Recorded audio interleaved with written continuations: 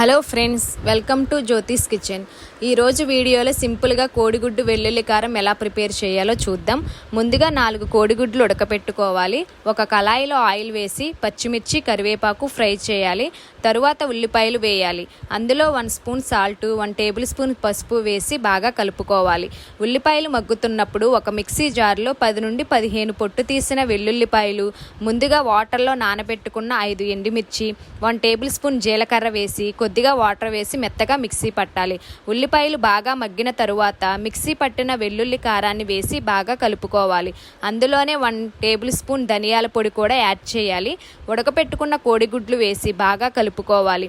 తర్వాత stove off చేయాలి. అంతే అండి, కోడిగుడ్లు వెల్లుల్లి కారం రెడీ అయిపోయింది.